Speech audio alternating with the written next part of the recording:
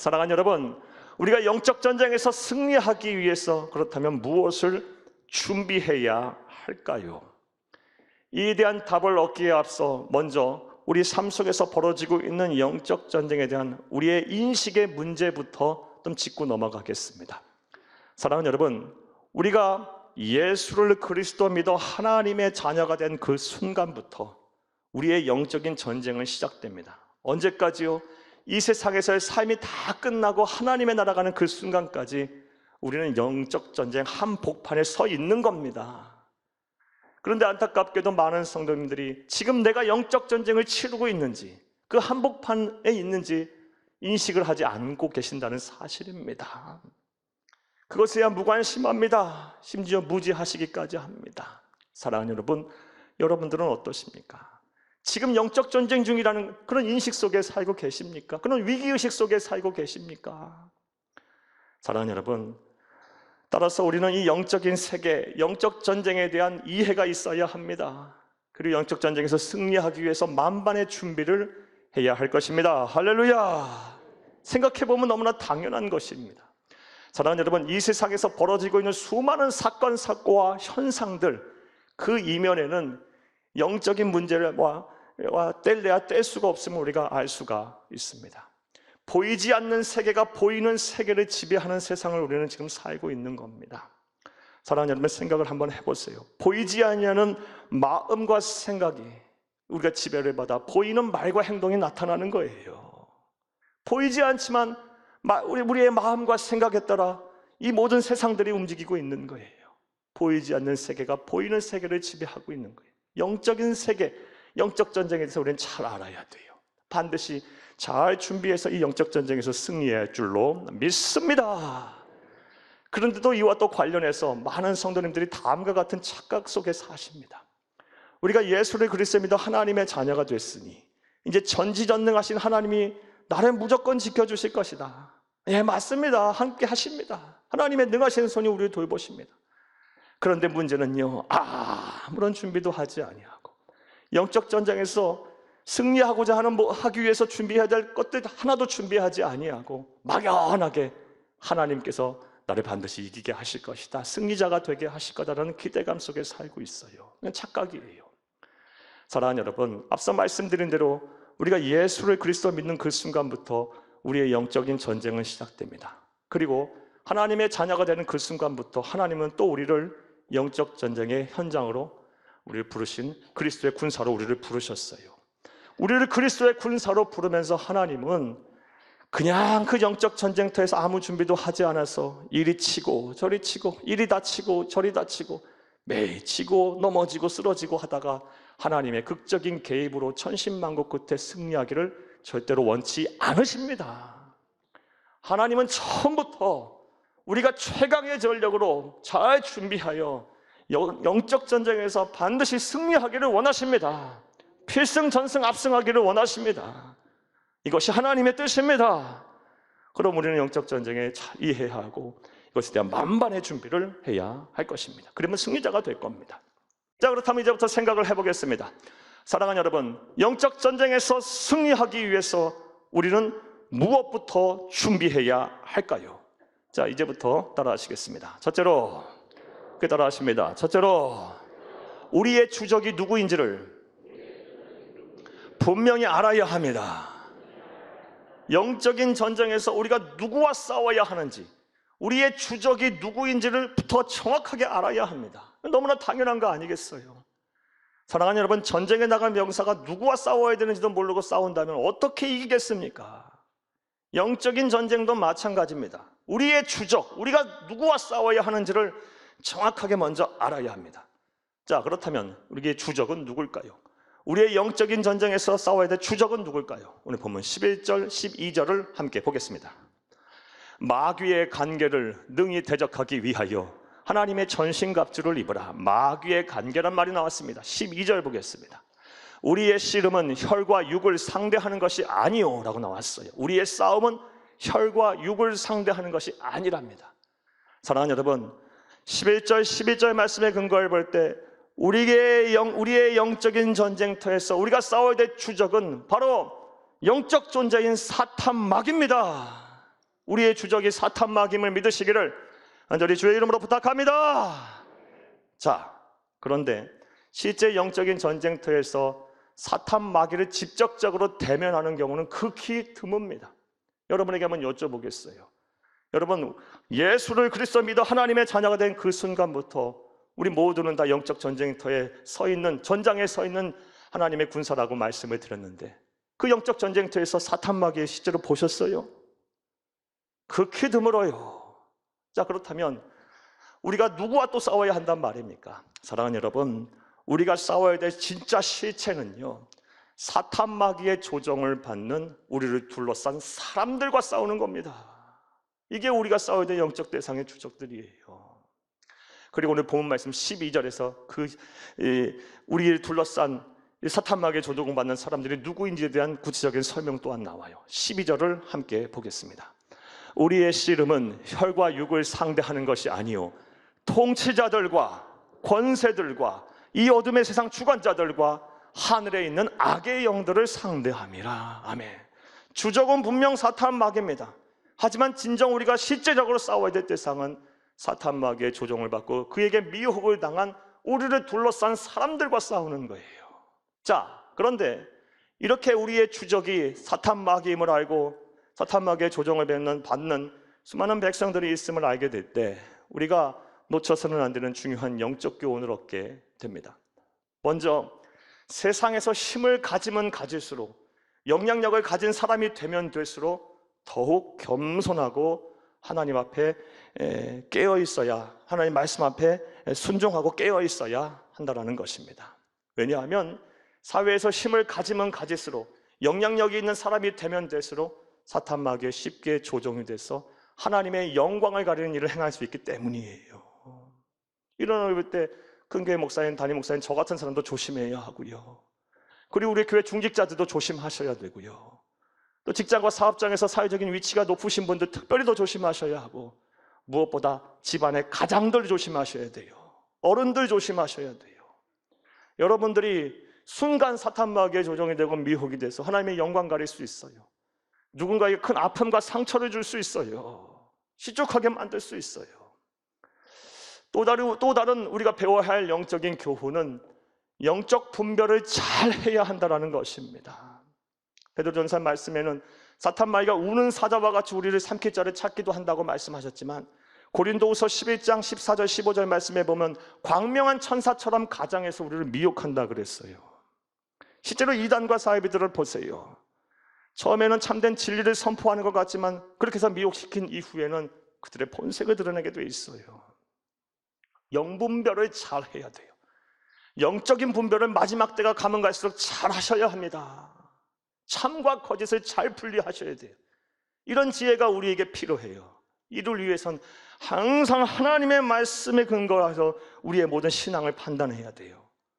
그리고 하나님께서 세운 주의 몸된 교회 안에서, 그 틀 안에서 여러분 영분별을 잘 하셔야 합니다. 교회는 그냥 세워진 것이 아니에요.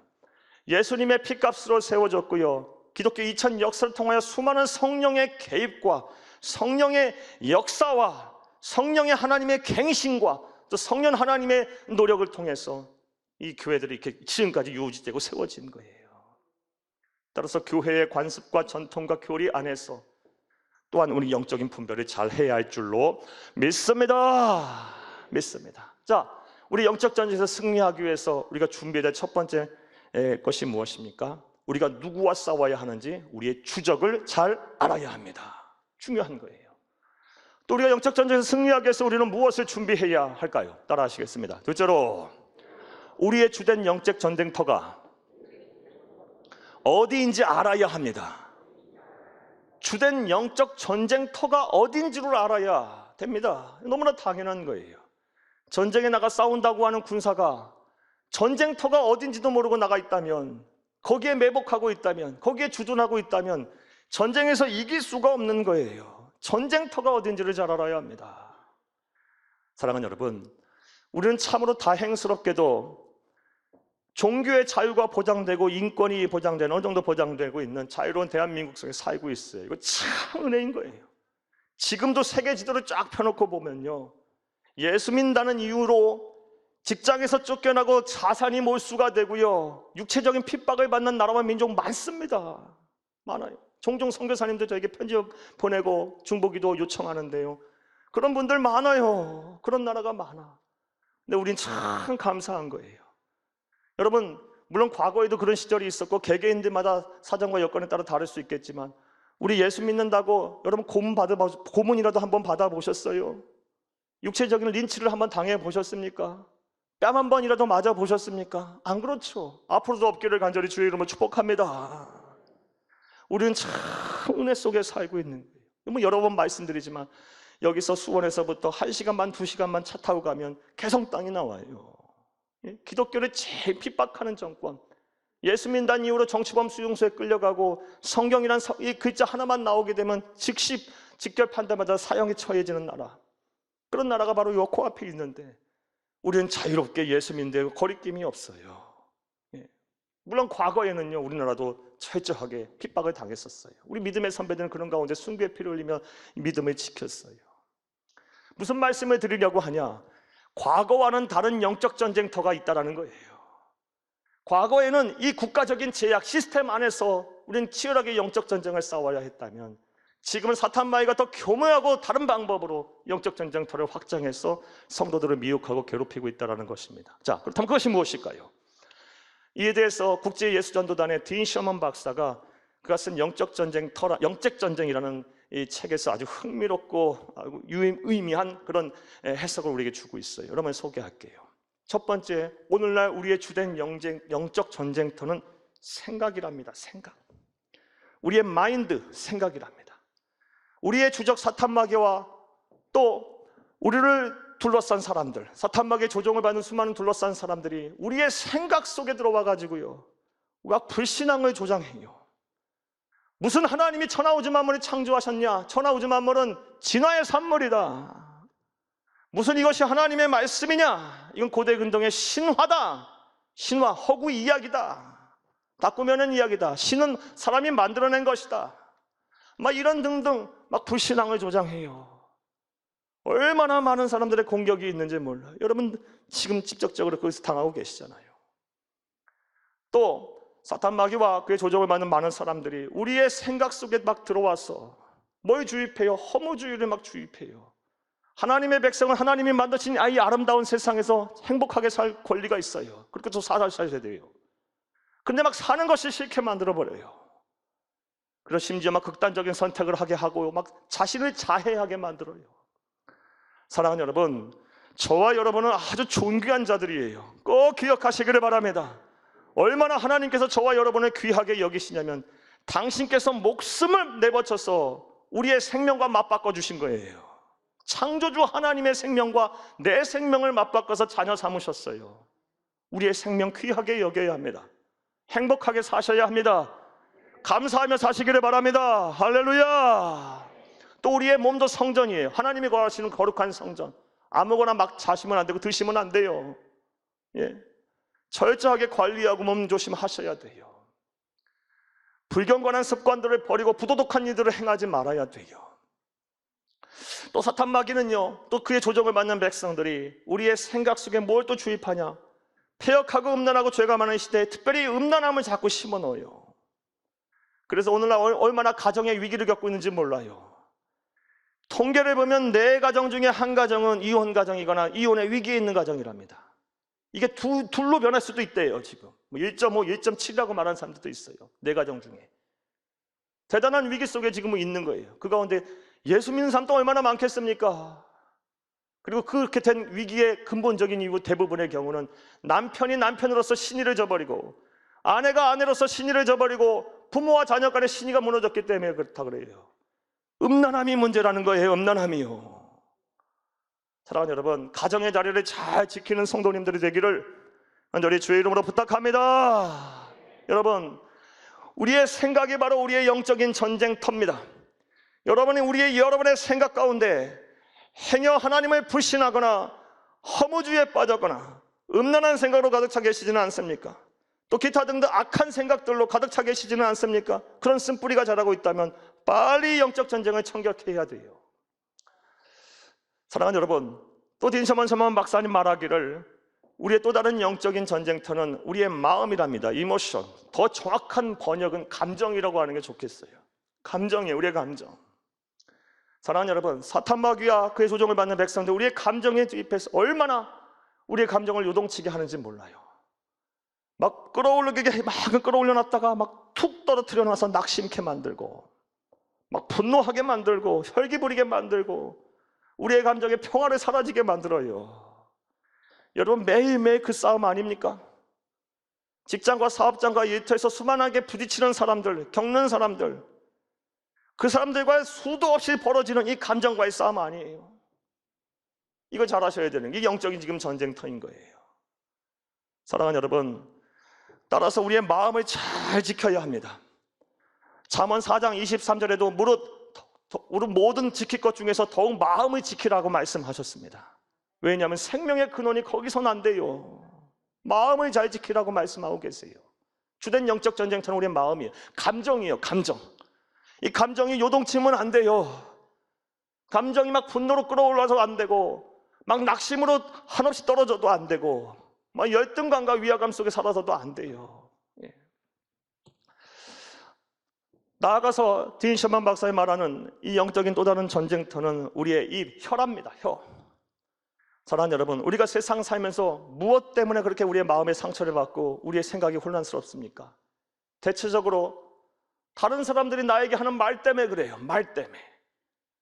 공격적인 말, 그리고 막 상처를 주는 말, 그 말 때문에 힘든 거예요. 예수 믿는 사람들은 특별히 말 조심하셔야 됩니다. 왜 이렇게 말씀들을 함부로 하시는지 잘 모르겠어요. 이런 말씀 들어본 적 없는데 부탁입니다. 말 조심 좀 해주세요. 함부로 다른 사람의 말씀들을 막 하지 마세요. 제가 하는 일들, 목사가 되고 나서 하는 일들의 거의 대부분, 성도님과 관련된 대부분의 일들은요, 말 때문에 상처받고 실축한 성도들 위로하고 권면하고 다시 이렇게 세우는 일이에요. 이게 목사가 하는 주된 일 중에 하나예요. 그 일은 뭘 의미해요? 상처 입은 성도가 많다라는 거예요. 말 때문에. 남 위한다 싶고 기도해 준다고 하면서 불필요한 말들 막 하고, 들추어낼 거 들추지 말아야 할 거 막 들추어내고, 사람의 마음을 막 뒤집어 놓고 엎어놓고, 그러면서 은근히 자기 자랑하고, 이런 말씀 하지 마세요. 하나님의 영광 가리는 거예요. 다른 사람을 실족시키는 거예요. 거룩한 하나님의 백성이 아닙니다.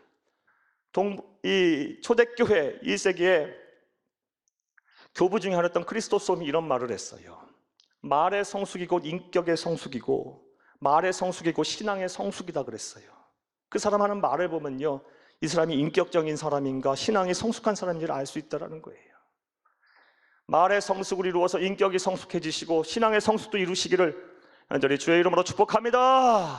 축복합니다. 무엇보다 우리의 입을 조심해야 하는데, 어떤 말을 조심하냐? 부정적인 말을 조심하셔야 합니다. 왜냐하면 하나님께서는 이 부정적인 말을 하는 사람을 아주 미워하세요. 부정적인 말을 하는 사람은 자신뿐만이 아니라 그 주변에 있는 사람들까지 망하게 만들어요. 이것은 민수기 13, 14장 말씀을 통해 잘 알 수가 있습니다. 요즘 우리 금요 말씀 기도성에 민수기 강의를 하고 있는데 13장, 14장 말씀에 딱 공교롭게 위치해 왔어요. 13장, 14장 말씀에 어떤 사건이 있었습니까? 사랑하는 여러분, 출애굽한 백성 출애굽 2년째에 하나님은 드디어 시내산을 출발해서 약속의 땅인 가나안 땅을 정복하게 허락하셨어요. 자, 그렇게 해서 도착한 곳이 어디냐? 바란 광야의 가데스라는 곳입니다. 그곳에서 이스라엘 백성들은 무엇을 했느냐? 12지파의 12대표를 뽑았어요. 그리고 40일간 정복할 땅인 가나안 땅을 정탐하게 했습니다.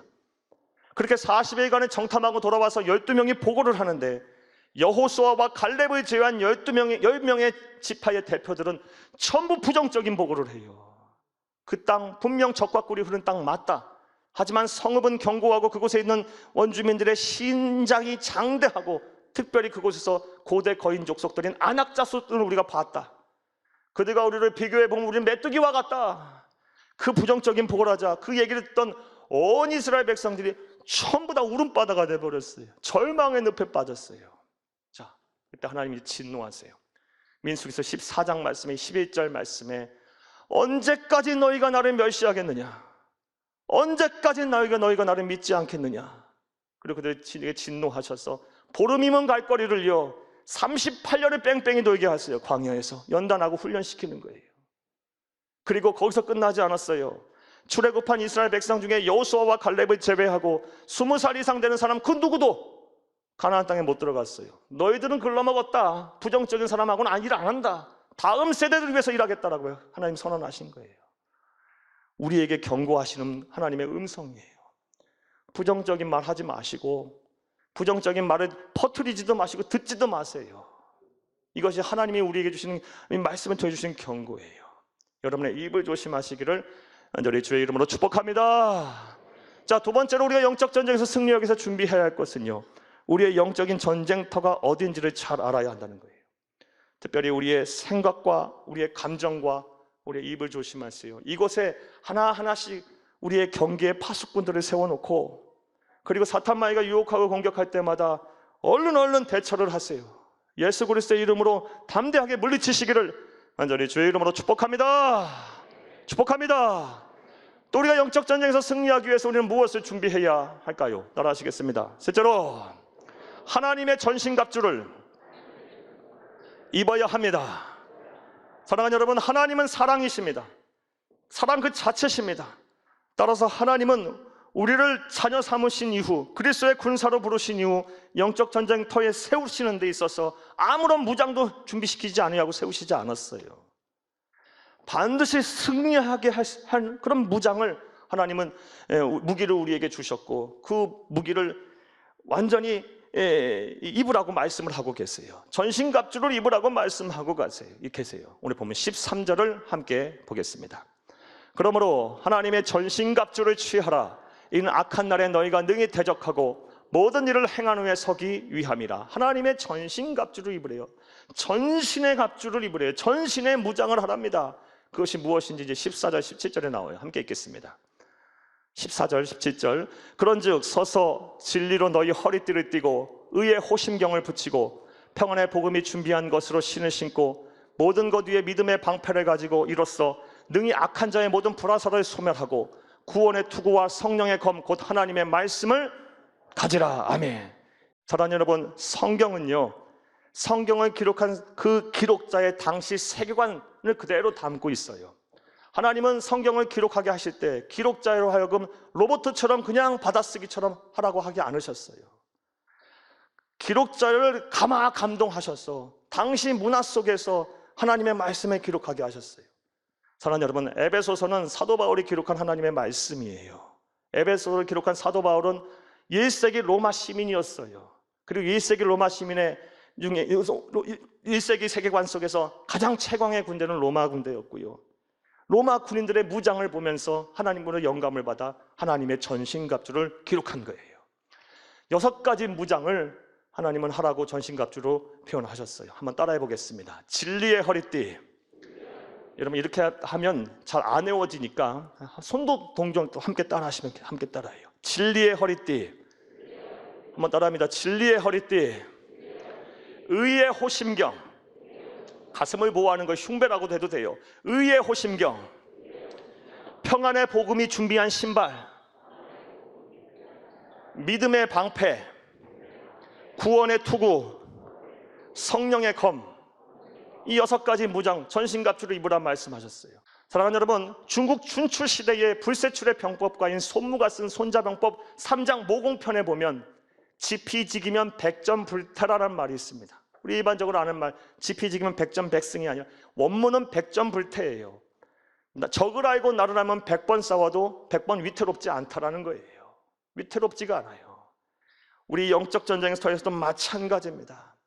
우리의 주적이 누구인지 정확하게 알고 우리의 영적인 전쟁터가 어딘지 정확하게 알며 하나님이 우리에게 주신 이 전신갑주를 우리가 완전하게 무장하면 100번을 싸워도 100번 승리하게 될 것입니다.